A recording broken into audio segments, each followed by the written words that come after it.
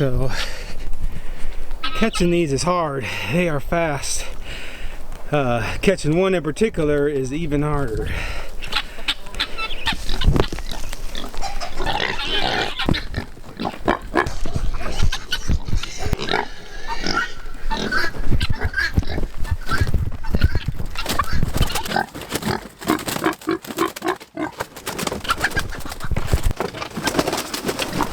Dang it! There you are. Come here.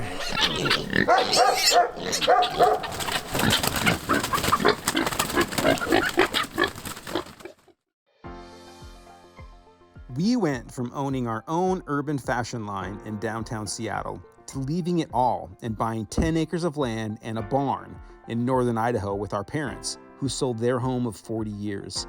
All with a vision of refashioning our lives, centered around simplifying and slowing down, reconnecting to source. This is our journey. This is Homestead Fashioned.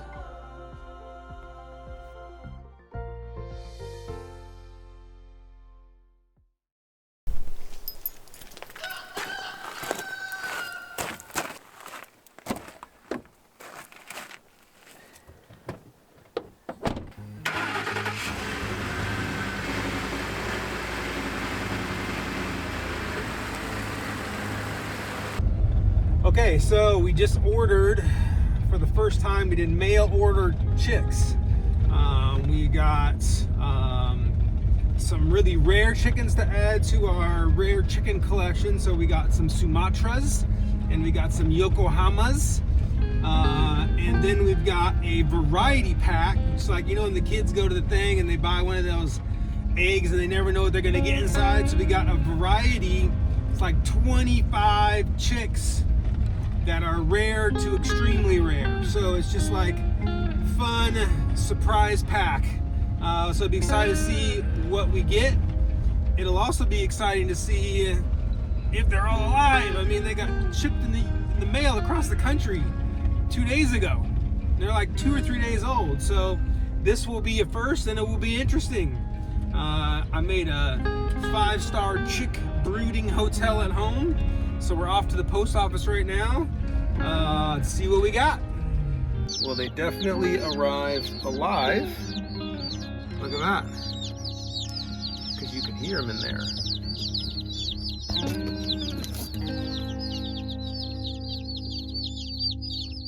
Cute.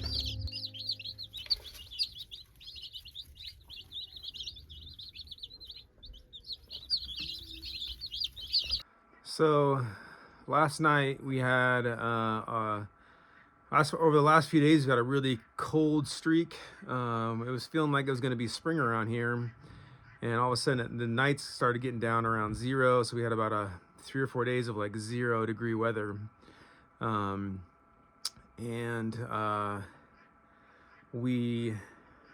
had the chicken area where we put the chicks all insulated really well, but in the middle of the night we had a breaker pop, and all the chicks died except for 2.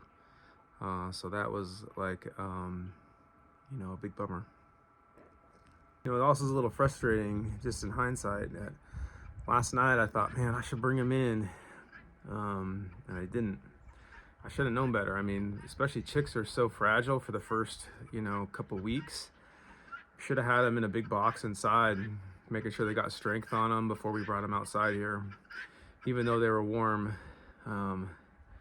you just can't foresee something like having a breaker pop randomly. So yeah, kicking myself a little bit. It's a big mistake. Yeah, frustrating. Okay, so after a little time to recover, we're gonna try this again, and I'm on my way to pick up batch number 2. Okay, so we are at attempt number 2 here. We just got some new chicks. The main ones I wanted to get were called Yokohamas.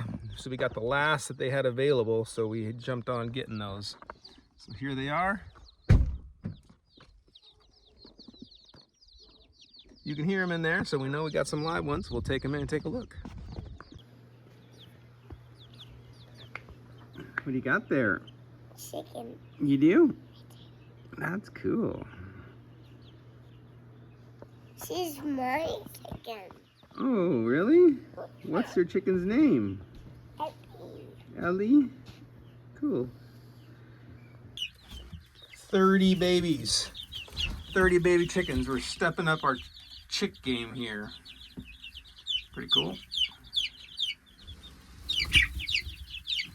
So after our last chick tragedy, we kept all the chicks inside for about the first 2 weeks. Now they've got some feathers on them. They're starting to get a little more strength, a little more sturdy. So, including the 2 that survived the last, should we call that? Should we have a name for that? But the giant chick tragedy of the winter of 2023. So the 2 that we think survived, pretty sure they're buff Orpingtons now that they're getting feathers on them, and they're also cold hardy, which would explain why they're the 2 that survived the great freeze death of 2023. And so we just got we just picked up, I don't know if you can see them, they're the little black ones. Those are laced Wyandottes, if I'm pronouncing that right. So we got 5 laced Wyandottes, 4 girls, 4 hens, and a rooster. And then the gigantic ones, the 2 gigantic ones are the Orpingtons, because they're obviously a few weeks older than everybody else. Then we got some broilers. They're called ginger broilers. So in about 5 weeks, we'll eat those, process them and eat them. And then we got a really cool chicken called a Yokohama. And those, hard to tell them apart right now, but they're these little cuties right here. Beautiful chicken that's going to be fun to have prancing around the property here this summer. So there they are.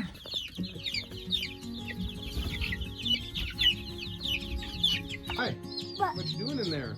I'm watching the chickens. You are? Dad, mine might look like it's doing splits. So you could see them in there. Mm-hmm. And one of them is mine. I have no idea which one's mine now. Happening right now? A baby chicken is hatching. Jin is hatching. What's happening? Jin is hatching. Our first chick on the homestead is hatching. Well, we've had a lot of chicks, but this is the first we've hatched on the homestead. Yeah. His or her name is Jin. If it's a girl or a boy. Jin. I'm naming it Jin. And J-I-N-J. And the next one that hatches is going to be all mine. Oh, look at it moving. You can hear it cheeping, burping. Yeah, I do That's see that. all cracked. Oh, you guys might be about to see his little head. Oh my god, I'm so excited for his head to Oh go like yeah, you see that crack thickening? Mama's head is going to go like this. Look, Grandma, come see. Oh, I can see. Yep, he's working hard. Oh yeah, you're doing it, little buddy. Oh, so. Hi, little Jen. Hi, little Jen. One day, so tomorrow we Remember, would you're get this drooling. one and any others that join. I would have guessed that we have a few that join this one during the night, and they'll go. Stop. Oh yeah. Don't touch, don't touch. Guys, his face here pretty They'll go soon. under a heat lamp in a box in the house. Every time he's like, Hi, who are opening you your guys? eyes. See it opening its eyes? Yeah, I know. I've seen him doing that little quite. He's doing the end. Like, Oh, I'm being cute. proud. I'm closing my eyes. I'm trying to stand up tall. I'm the new chicken. They are. They've lived their whole life, their first, month and a half in this box. And they were tiny chicks, and now look, they're huge. So we're gonna move all of them up to their new, man, this is a big come up. This is a big come up. This is a big come up. Big come up for the chickens. Our laced Wyonets are gonna go in here because they're gonna go with the rest of the chickens, but the the Yokohamas get their own setup so that they can breed amongst each other. Off to their new home. Look, it's the Yokohama parade. We've got about 15 of these that we got to take up. Here's this pretty one here. And if we're taking 16, that'll be 4 trips. Yeah, we've got a few trips to make, huh? Come on, River. Oh, Glory's part of our she looks nasty. It's funny how this girl can be this nasty, and in the morning, she's fluffy and white like she'd had a bath all over again. Okay, second door. And they go all the way. Look, we have a brand new setup here. Here's our coop. And they go all the way, they go into the coop so they can, yeah. And Daddy, Glory can come in because there's no chickens in here. Okay, here we go. Oh, go on. It loves you. It does. Get off of me. Catch them. Oh, there they go. Oh, you got that one. That's one really easy to get. You get it. Don't step on it. Oh, Sparrow got it. This is Arabella. She got a chicken. Put it in. One to go. One to go. You can tell because it's the smallest. Ginger broilers.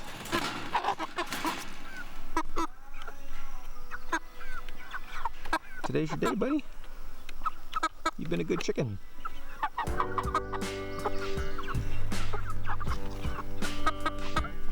They might be destined for the dinner plate, the dinner table, but that doesn't mean they can't get some treats.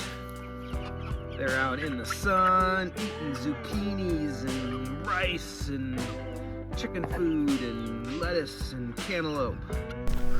So as our ginger broilers prepare for their date with destiny, we have a new batch headed outside for the chicken tractor. So today is graduation day for our chicks, where they get to move from the box out into the chicken tractor. So they spent a couple weeks getting some feathers on them. We'll actually move the heat lamp out to the chicken tractor for a few days as they get accustomed to their new surroundings. But we're gonna move all these guys out to the chicken tractor. What do you think about that?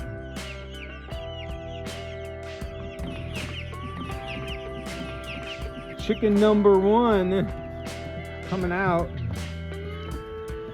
Going out to the tractor. We built this cool chicken tractor, which is right here. First one in to the chicken tractor. Well done. All right, there they all are. All moved in. 20 meat chickens. Ready to get big. Go get big.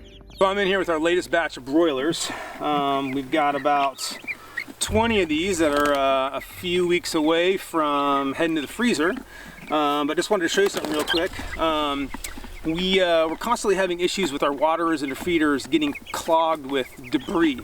You know, we'd stick a little board under them, chickens would knock it off, or they'd get on the board, and they're constantly kicking, you know, grass and debris, and it was constantly getting clogged up because we have our chickens out free ranging, so they're out in the grass and the dirt. Well, we got these feeders and waterers from Roosties. They're roosties.co. They sell a ton of rad chicken products. We also got nesting pads as well. They got other things on their site as well. But these have been great because they have these little legs on them, and it elevates them up off the ground. They're supported so they don't get kicked over, and it keeps debris from clogging these things up. So we got the feeder and the waterer here. Go check them out. Awesome stuff, but it's been great for us with our backyard chickens. Today is our processing day. We're doing a Guinea. He's kind of the mean king of the birds up there. He picks on everybody and he's loud and mean. So he gets to be the sacrificial lamb for our first Guinea to process. And then these are our ginger broilers. Got 9 of them and a Guinea, so we'll do 10 birds today total. Hey guys. Today's your graduation day. You graduate from being fed constantly to feeding us. You guys were good chickens. Ravenously hungry all the time, but pretty friendly, good chickens. And they've gotten nice and big. For those who've never seen a guinea, that is a guinea. Really pretty, kind of odd looking. They're come from Africa, and we've got 7 of them, and they're laying eggs like crazy. So we're going to incubate some of them, get some new guinea babies around here, but we have them for eggs and we have them for eating. So this will be our first. Okay, what's going on here? Okay, so this will be our first guinea that we process today. We hope to do this a lot more, obviously, as we get more guineas. We've got 6 more up at the coop. But this is he's sort of the guinea that rules with an iron fist up there. He's mean to everybody and he's really loud. So we're going to add him to the haul of meat that we're processing today. All right, let's do it. And I've never done this before, so they're also very Feisty. huh? Feisty. They're feisty. Yeah, that's a good way to put it, for sure.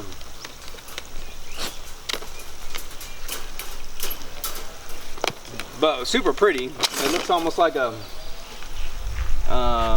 dinosaur, a bird that's a dinosaur. Get up close here and see See him. their feathers? Yeah. Super cool. It's a beautiful bird. They're from Africa, is where they're native to.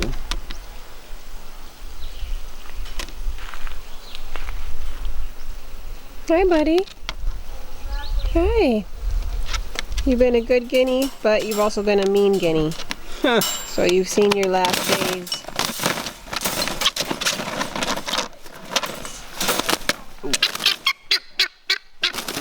He says, I don't want to die today. Look at that. Isn't that beautiful?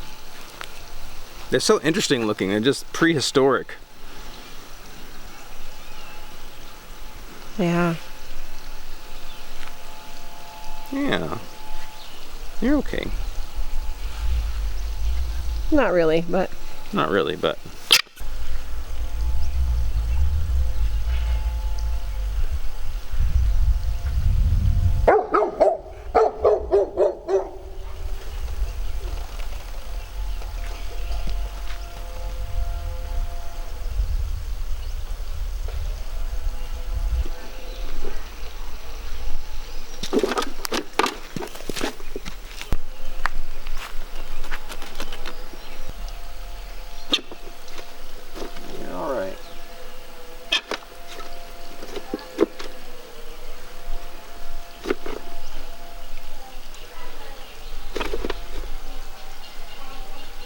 Always kind of sad doing that.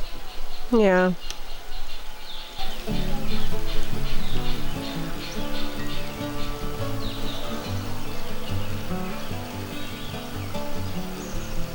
All right. There she is. He is. Yeah. There he is. He looks so small when you hold him like that, Really? compared to like a turkey or something. Big he is. Mm-hmm. Oh, that big one. He's a big one.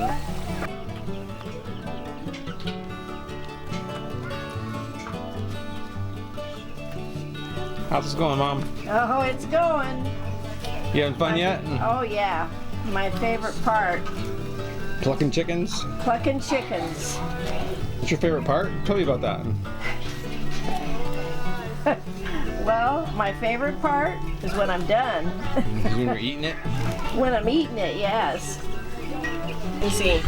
So who remembers the first step? What do we do with these guys? You break the legs. That's right. So right now he's saying hi, and then I can bend him, and he squeezes.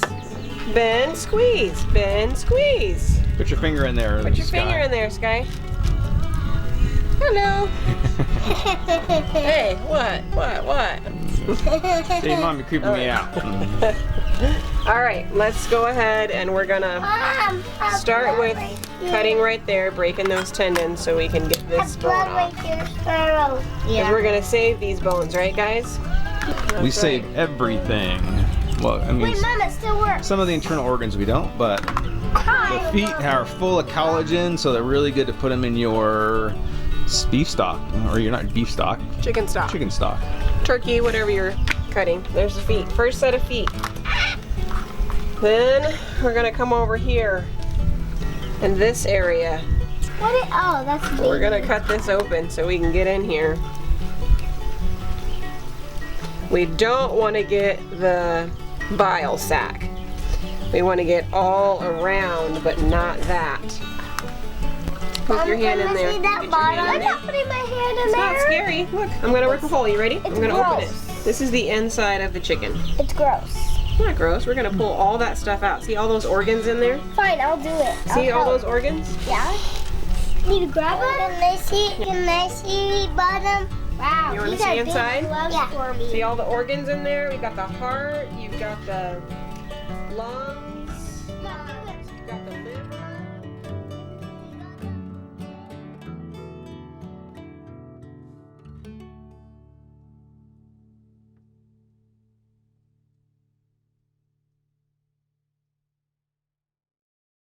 Hey, so I am up here in the orchard, and I knew this could probably become an issue. I just didn't know it would become an issue quite so quickly. I expected like deer to be an issue in the orchard when we start getting fruit. They're like, you know, eating the fruit off the trees kind of thing, but they're actually starting to nibble on the trees. I mean, we still have snow on the ground. Today it's in the 40s. This week's gonna get up into the 50s, so the snow is melting quickly, and the trees are starting to show signs of budding. But we're getting here, you can see stuff is getting nibbled off these, and I'd hate to come up here one day and have 3 or 4 white-tailed deers have them like ravage the entire orchard up here. Some of the trees are obviously tall, not a big issue, but some of these shorter ones, in fact, there's one behind me over here. It's back here. Here, I'll go over and show you. And that tree, I mean, has gotten just brutalized down to the nubbins. I mean, look at that. So, deer, in fact, you can see deer prints right here, just from last night, walking through the orchard here. So that's an issue. So I don't have the time or the energy right now, because my next project is going to be, as soon as the snow is gone, to put in, work on the Airbnb cabins that we're going to start adding. My quick fix for now is going to be a scarecrow. And then I think I also might move Glory up during the spring and summer. Maybe build her a little doghouse up here so she can kind of patrol the orchard as well. But I think first and foremost, I'm going to get a scarecrow made. So let's go make a scarecrow. Or should I say a scare deer? I should coin, is that a thing? I should call it a scare deer. Apparently with these also, one of the keys is to move them around. So you want to be vigilant about coming up every day or two and moving them, because the deer will catch on. Hey, it's not a real person. But if they're getting moved, kind of weirds them out a little bit and helps with the scaring of the deer. So let's go build a scarecrow. Let's go build a scare deer. So you can see the first thing that I've done, I went over to our scrap wood pile and found some long pieces of wood, and this is about 6 feet high. I put some shoulders on. I know a lot of scarecrows there. They're like that with the arms straight out. Thought mine would be a little more realistic with the arms down like a normal person would walk around. So I added some shoulders on mine. That's where the head is about 12 inches from the shoulders. I measured myself, so I have some decently accurate measurements. And then down at the bottom, I put a stake in there so that we can stake it in the ground. And this is a pretty nice solid wood, so this won't hopefully get all splintered and banged up. Screwed those together. I drilled them first, so I did a little guide hole first so that it wouldn't split the wood, because these are like I don't know, 2x1s or something. I don't know if it's an actual, I don't know, just a piece of wood that I found in the scrap pile. But probably 2x2s or something like that would work great. But there you have it. The framework of this guy. It's his skeletal structure, I guess. There you go.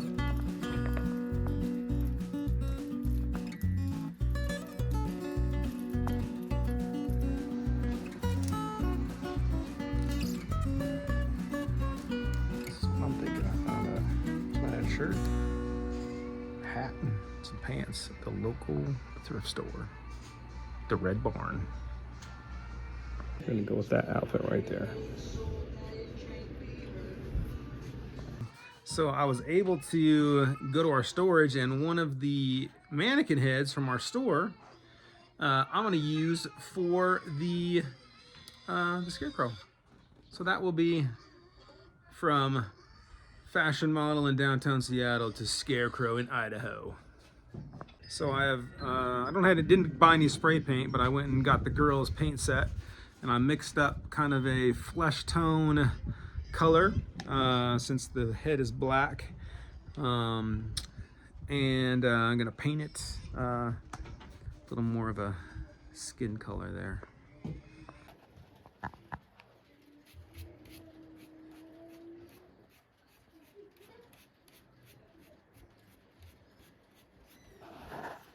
So here he is. You can see that we are twinning. Oh yes. So I'm stuffing him full of hay right now. I painted the mannequin head as sort of flesh covered as I could, and I'm gonna put a hat on him, and I think he's my scare deer twin. Both very handsome.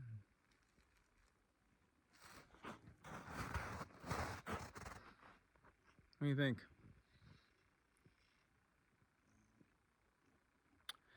Yeah. So we'll finish stuffing him with hay, make him look more natural. Get a little hat on him, and I'm gonna put some, tie some of the reflective tape from him so there's a little movement, and that will be deer deterrent numero uno.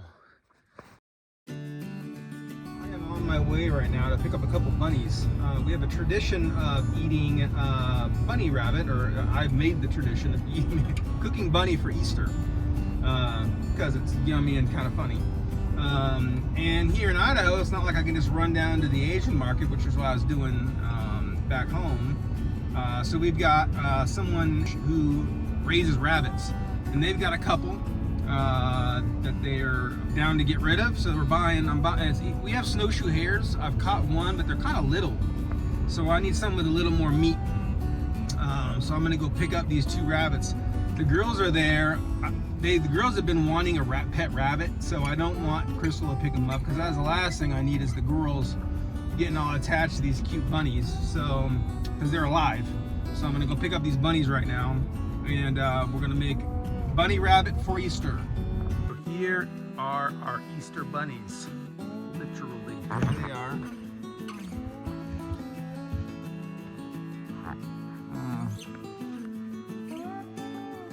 Easter bunnies. For some reason, Glory is very into posting up next to these bunnies. Hey, Glory. Hey.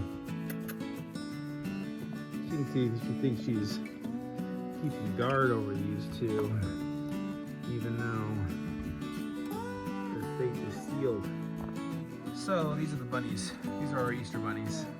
Anyway, long story short, I've got a sheet over them so they're not stressed out, because when I say we, I have to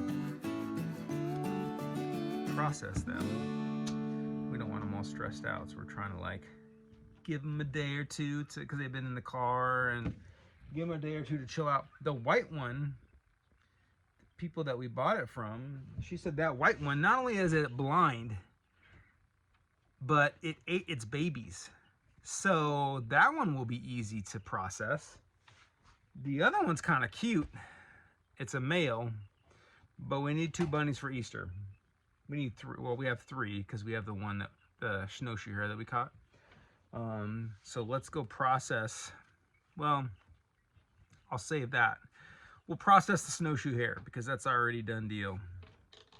These guys will leave on the editing room floor. This is a beautiful bunny.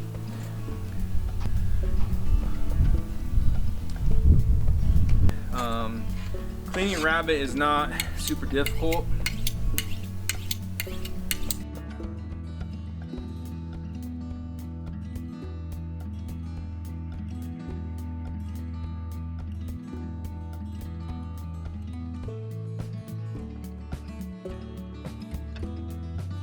See that there? Cool.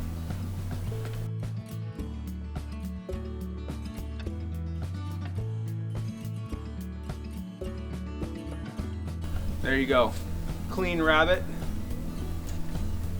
Clean pelt. Got a heart and a liver out of it. Ready to cook.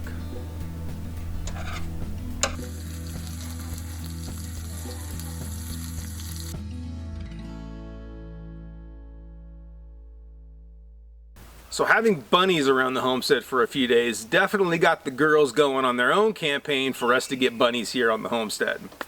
So I started doing a little research and found out that bunnies are actually an amazing homestead animal to have for several reasons. One is they are a pretty clean animal and they don't take up a lot of room. So you can have them in their own little cages, and in the spring and the summer you're not paying for feed because you can have them out free ranging on grass and other green edibles and stuff like that.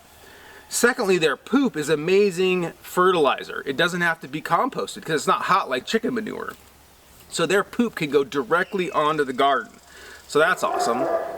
And then the third benefit is how fast they reproduce. You're getting 3 to 5 pounds of meat per rabbit. It's all white meat. And you can take, I read, you could take an acre of alfalfa and feed it to a cow. You take that same acre of alfalfa and feed it to 2 bunnies, and you will get more meat from that 1 acre of alfalfa from the bunnies than you will from the cow because of how fast they reproduce. So I was in. All we had to do now was find some cool bunnies. Girls, what are we doing right now? We're getting bunnies! Oh my gosh, we're getting a bunny. And my bunny's name is, guess what? Elsa. And mine's name is Bungie. Bungie. Mine is Collar. Oh, great. Conlin, that's hers. So we are going to get bunnies. We found a rare breed called the lilac bunny. There are only 200 registered lilac bunnies in the United States and only 2,000 in the whole world. So it's a threatened species of rabbits that we are going to get. They're pedigreed, so they have all their paperwork. So we will be raising these bunnies, probably selling them, and also eating them. It's a good dual-purpose rabbit. I don't know. It's funny they call it a dual-purpose rabbit because it's like, what else does it do? You eat it. It's not like like a chicken's a dual-purpose chicken because you can eat it and it lays eggs. But I guess a dual-purpose would be like breeding. But like, what kind of a rabbit do you not breed? Isn't that what rabbits do? Breed. But anyway, we're going to get bunnies.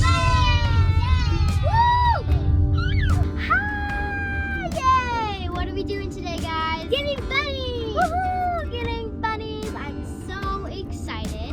Mine's name is Bungie, Nevada. River's listener's name.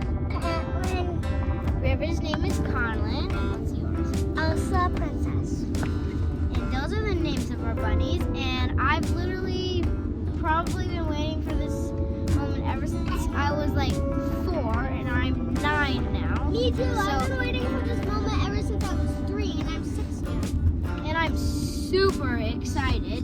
So, yay! Tell me about your bunnies. Who are your bunnies? This is Elsa.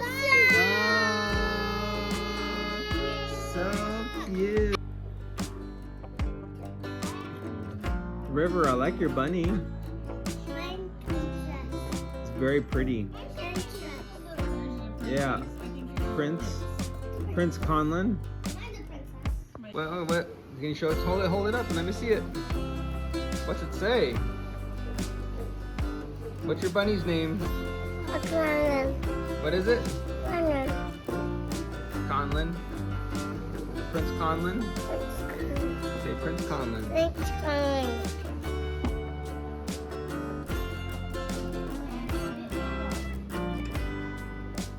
What are you doing there? I'm painting something for my bunny Elsa. What are you painting?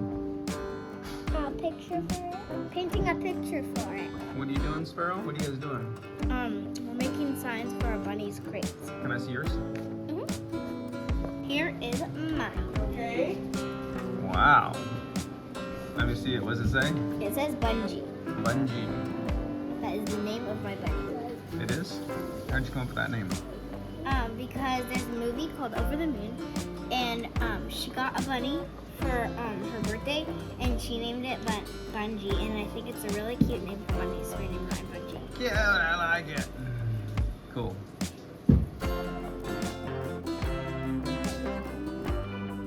I think I'll just do the J and the U. J and the U. There's Bungie. They have tattoos in their ears so I can tell them apart.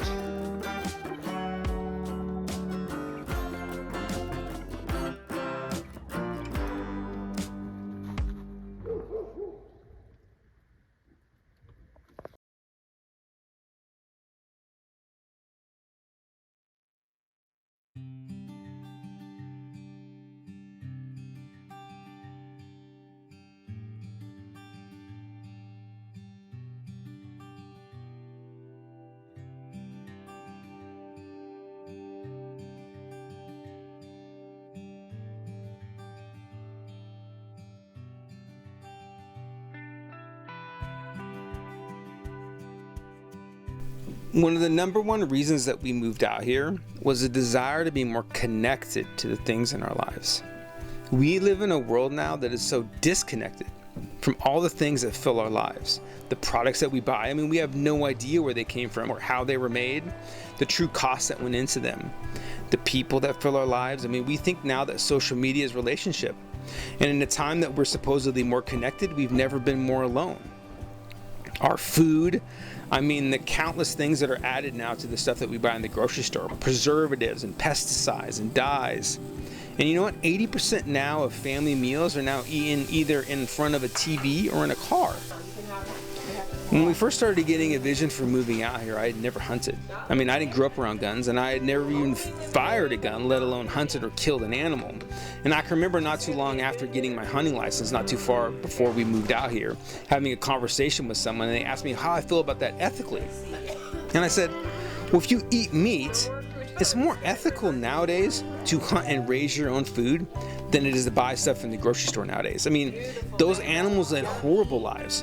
They're fed things that they aren't made to eat just to fatten them up as quickly as possible. Then they're pumped full of antibiotics and who knows what else. It's time to eat, guys. The first time I processed a chicken, it was not easy. And I don't know that it ever will be, and I'm okay with that. I don't mind feeling that. I want to feel that. But there is a comfort in knowing that it led a good life, that every part of it was utilized. And there's this whole new level of appreciation for what we're eating. The time and the energy and the hard work and the money that goes into it. When it's all said and done, sitting around a dinner table with family and friends over a good conversation, it's a much deeper and meaningful experience. And you know what? You can taste it in every single bite.